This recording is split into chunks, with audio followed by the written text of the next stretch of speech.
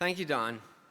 Earlier, I talked about how the foundation is changing, especially to better engage with communities across the country.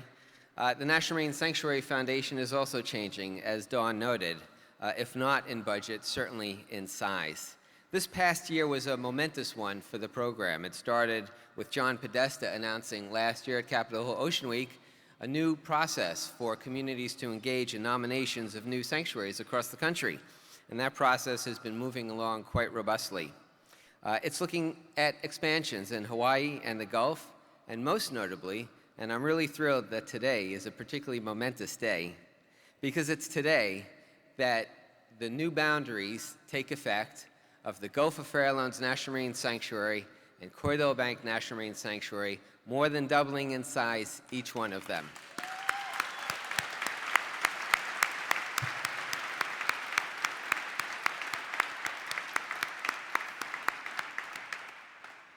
This was more than a decade of work by Congress, past and present members, notably Lynn Wolseley, of course, of the administration, notably Dr. Lubchenco, but hundreds and hundreds of people along the coast of California, within the region, and nationwide, really leading to the announcement today and the new boundaries that now govern the National Marine Sanctuaries there. I'd like to invite everybody to watch a short film to get a sense of why those two sanctuaries are so special.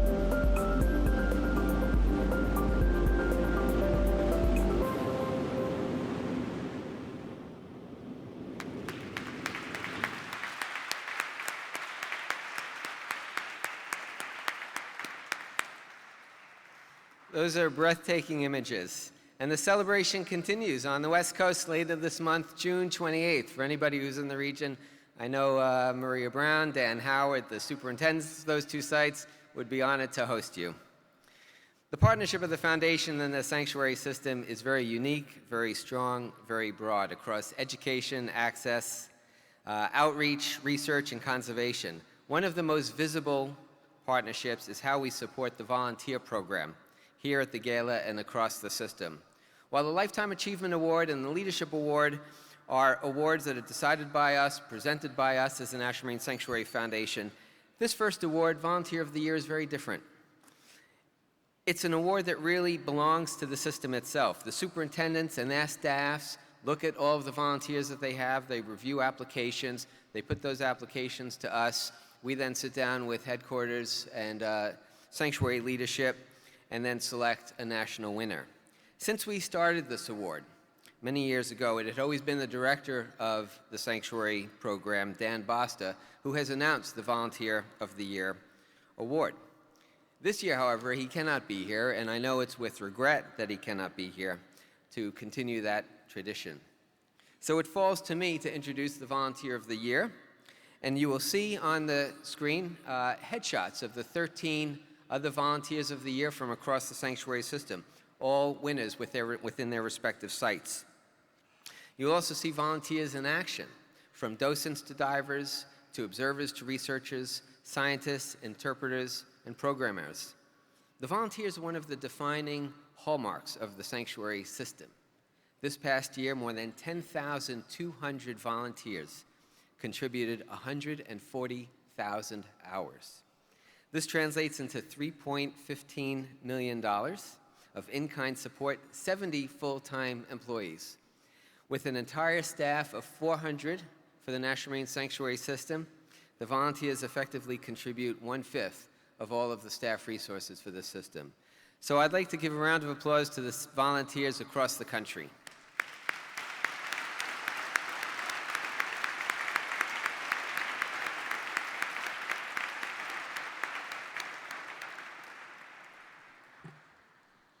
Now, more than the numbers is the significance of the work they do and who they represent. They serve as the lifeblood of the sanctuary system for the local communities. They take their knowledge, their goodwill, and they present it to others. The volunteers really serve more as ambassadors than they do volunteers, and it's by virtue of their ambassadorship that the sanctuary system is so well regarded in the different communities around the country. And there's no better ambassador than the Volunteer of the Year this year, Richard Matzinger. Richard spent 30 years as an independent software developer before semi-retiring a couple of years ago. As an amateur birder, he liked the idea of being trained to work along the coast and help with the Beach Watch program that's in the Gulf of Fairlawn's National Marine Sanctuary.